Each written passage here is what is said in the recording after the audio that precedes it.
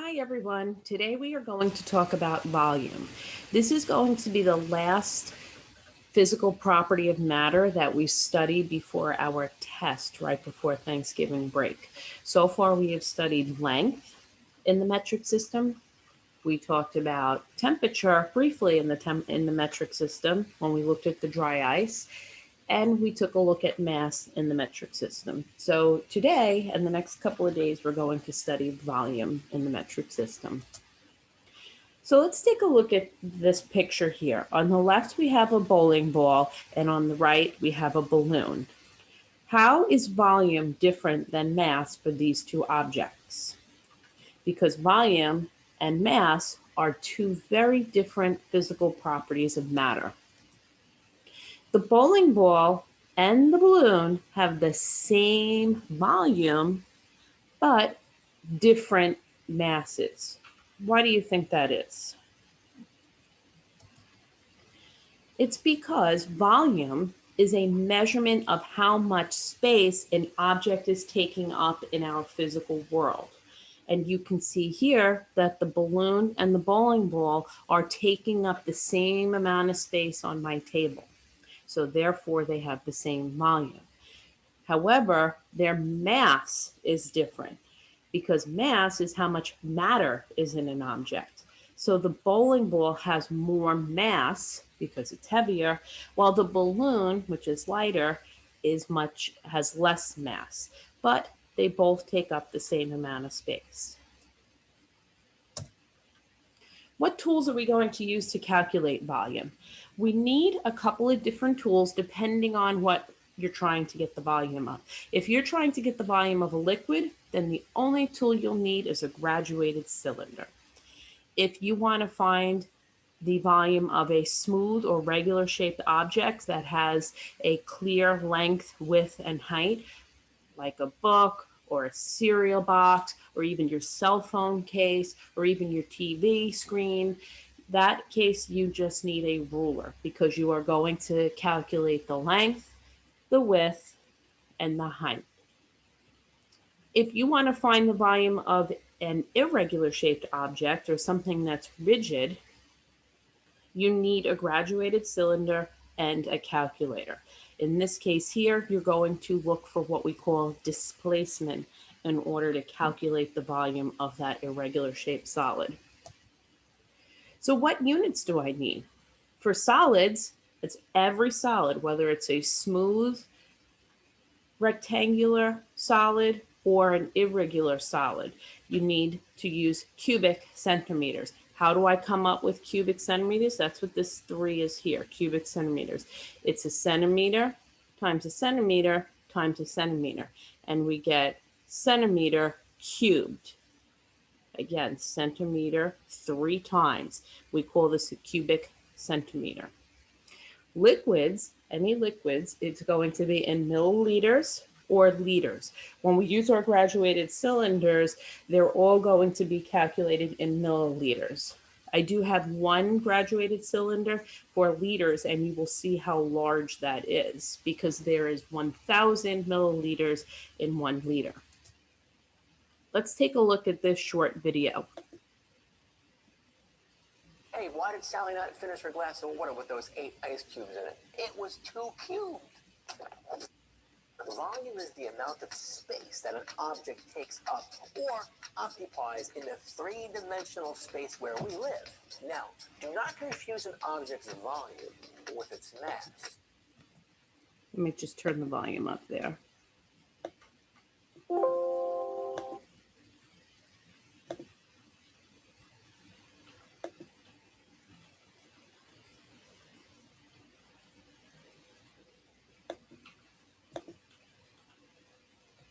Hey, why did Sally not finish her glass of water with those 8 ice cubes in it? It was 2 cubed. Volume is the amount of space that an object takes up or occupies in the 3-dimensional space where we live. Now, do not confuse an object's volume with its mass. A bowling ball and a balloon of the same size will have 2 totally different masses, but their volumes would be exactly the same. You see, volume focuses on how much space an object takes up, not how many atoms are in it. So how is the amount of space occupied by matter determined? How do we measure this space? Well, we can determine the volume of an object a few ways. For objects that have smooth, clear edges, like rectangular solids, we can multiply the object's length times its width times its height.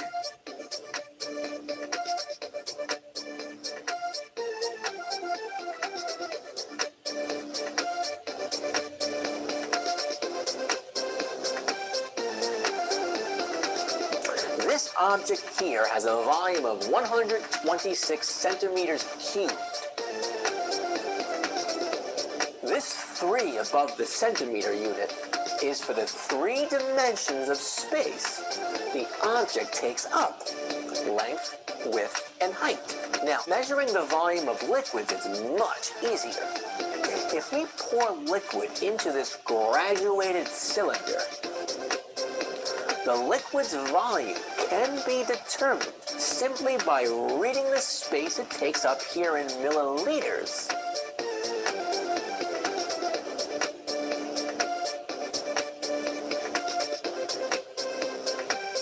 Now, a really neat thing about milliliters is that 1 milliliter has the same volume.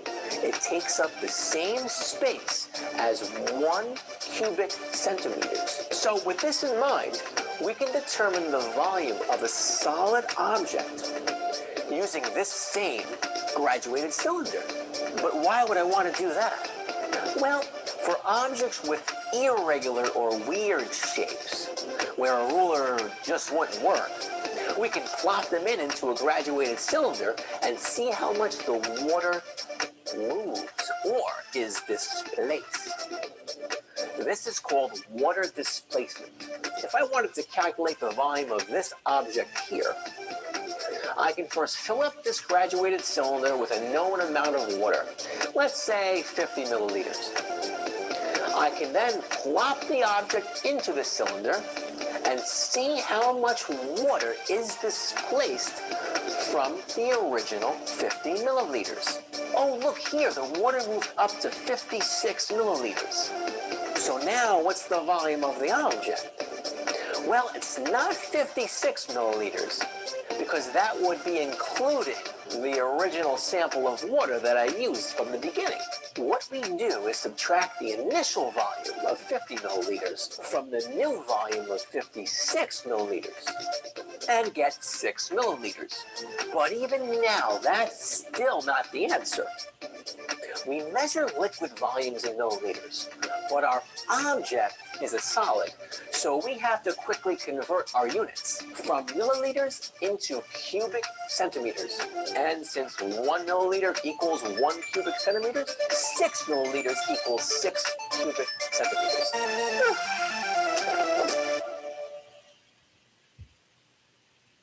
So let's do some practice now. Now, in order to find the volume, today we're going to focus on just liquids, and later on in the week we will focus on regular shaped objects and irregular shaped objects, but we're just going to focus on liquids for right now. So how do you read the graduated cylinder? Well, you put the graduated cylinder in front of you and you want to study it before you begin. So step one, you want to look at the numbers written on the graduated cylinder. Sometimes they are going to be by ones, sometimes they'll be by tens or twos. They can be even by 50s or hundreds and 50s. So in step two, if you're following the directions there, how much are the numbers in this particular graduated cylinder increasing each time? So we're going 50, 100, 150, 200, 250. So it is increasing by 50 each time. It's in intervals of 50. So how do I figure out what these lines are worth? On the ruler and on the triple beam balance, these little lines were tenth lines. So that made it pretty easy, 0.1, 0.2, 0.3, and so on. But in this case here, it's going to be a little bit different because there is fewer lines in between the two numbers. So here's 200 and here's 250. And if you counted by ones, it doesn't work. Watch. 201, 202, 203, 204, 205, 206, 207, 208, 209, 250. So you can see there'll be a 40 milliliter difference. I would be short. So how do I figure it out? Well, what you're going to want to do is you're going to want to take the 50, which represents the intervals that we're skipping by, we're skip counting by 50s, and divide it by the number of lines you have here. Sometimes you'll have 5 lines, sometimes you'll have 10 lines. And since you just did your divisibility rules in math, hopefully that will help you. Most of the time there's going to be 5 little lines or 10 little lines. So it's an easier number to divide with. So in this case here, you're going to take 50, because that's what I'm skip counting by, and divide it by 10, representing these 10 little lines. So each line on my graduated cylinder is represented of 5 milliliters, because 50 divided by 10 is 5. So now I know what each little line is worth, which makes sense. Let me model it. So I'm saying that each little line is worth 5 milliliters. So let's try it. 200, 205, 210, 215, 220, 225, 230, 235, 240, 245, 250. And you can see that I was able to count in an even fashion. So now let's go to step 4. Step 4, you put your finger on the number above or below the water level. So now you've put your liquid in. In this case here, after you figured out what each line is worth, you put the liquid in. So here we go. And you'll see that the best way to do this, honestly, is to get down to eye level. So that way you're seeing it straight on. But you want to put your finger on the bottom number that is above or below the water level. So here, I would put my finger, so I know that my answer needs to be between 150 and 200. And that's going to help give me some number sense that my answer makes sense. Now, once I know that, I want to count. In this case here, I'm going to count by 5s because I already determined that each line is worth 5 milliliters. So I'm going to go 150, 155, 160. And you're going to always measure at the bottom of this curve. And we call that curve the meniscus. So in this case here, it's 160, and my unit is milliliters because it is a liquid. Let's talk about what the meniscus is. Here's the meniscus. The meniscus is a curvature in the water. It's called the meniscus. You try saying it. Meniscus. Let's say it one more time. Meniscus. The curve of the water is caused by the charge of the water molecules floating in the cylinder, where the molecules would normally have a negative charge and the graduated cylinder would normally have a positive charge. And if you remember when we did atoms, we talked about magnets and how opposites attract. So the water molecules are attracted to the graduated cylinder. So it hugs the graduated cylinder, giving you this curve effect.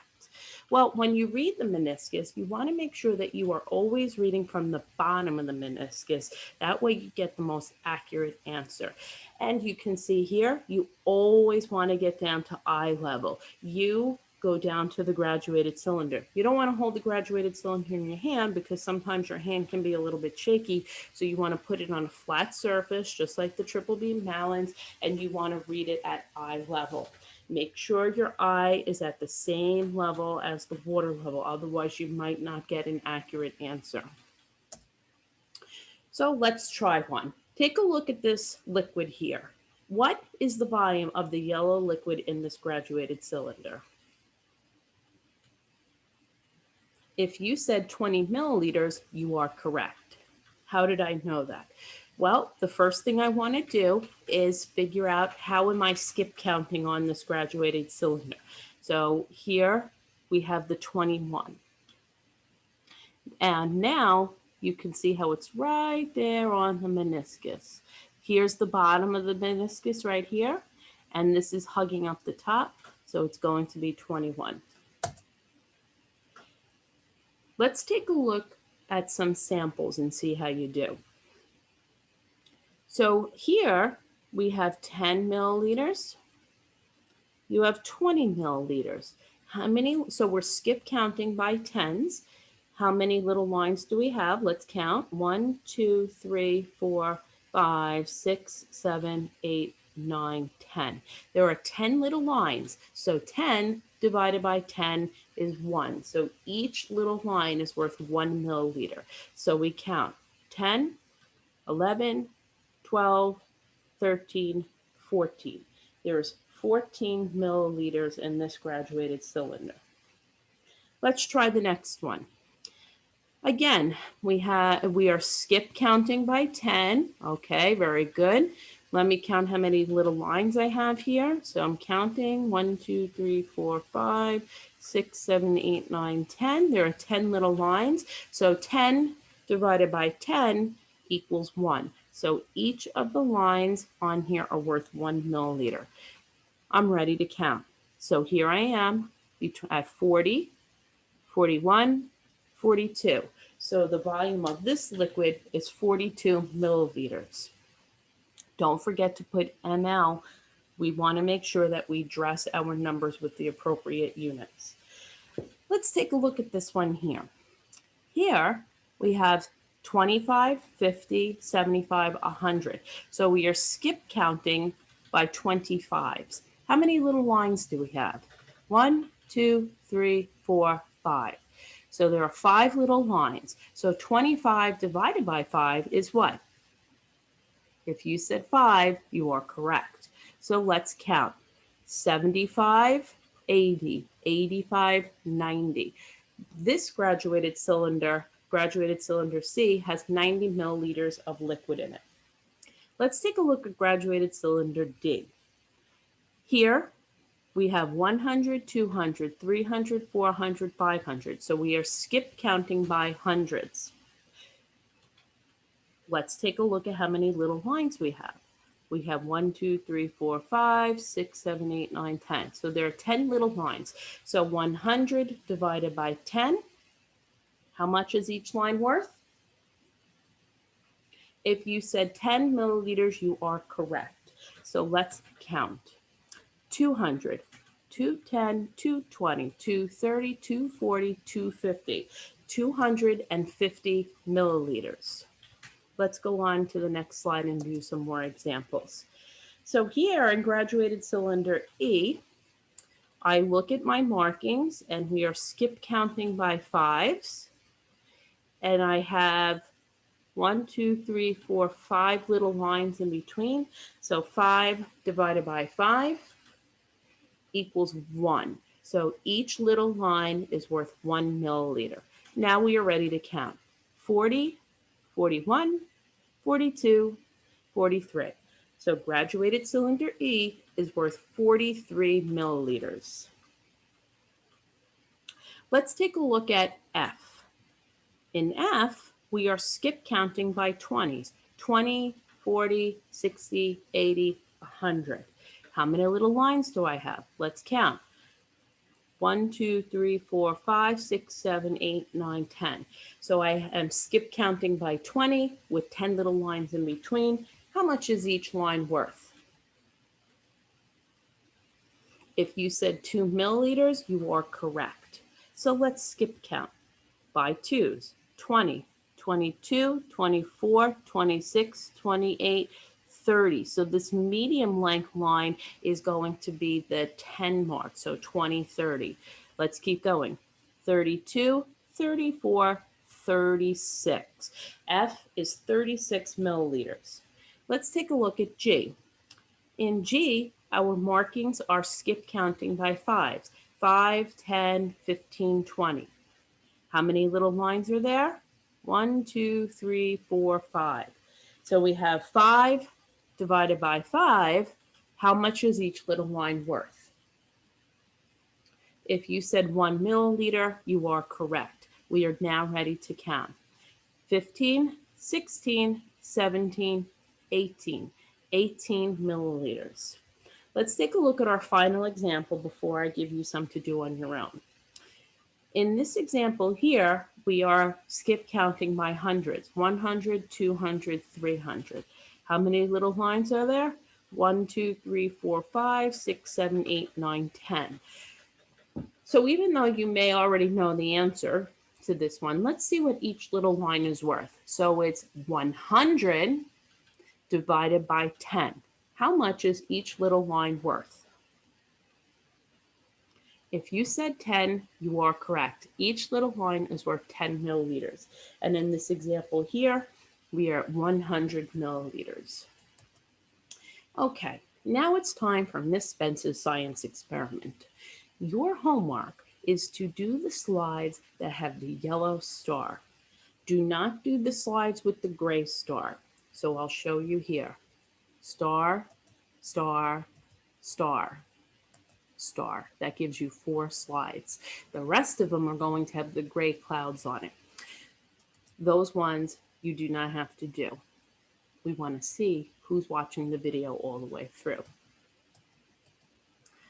Make sure that before you hand in your work that you have units on everything. Make sure, in this case here, what is the unit that we are using? If you said milliliters, you are correct. You want to make sure that you have milliliters for every single answer that you put on. Also, please check your answers before handing it in. Ask yourself, did I read from the bottom of the meniscus? Did I calculate the value of each little line? Did I double check my counting to make sure I didn't make a mistake? Those are the things that you want to double check before handing it in. So we're just going to go back one more minute and review the graduated cylinder. So when you are reading this, make sure that you are at eye level. Obviously, if you're doing this at home on this virtual simulations that we're going to be doing, obviously being at eye level isn't a necessity. But when we do practice it in class, and we will practice it in class over the next couple of days, you really want to make sure that it's on a flat surface and that you're reading it from eye level. So what is volume again, before I let you go? Volume is a measurement of how much space an object takes up, while mass is how much matter is in the object, how much stuff is in the object. So the bowling ball has more stuff in it than the balloon. So the balloon has a greater mass, the balloon has a less mass, and the bowling ball has a greater mass, but they both take up the same amount of space. They have the same volume. I hope this explanation helps. Good luck on your homework, and let me know if you have any questions.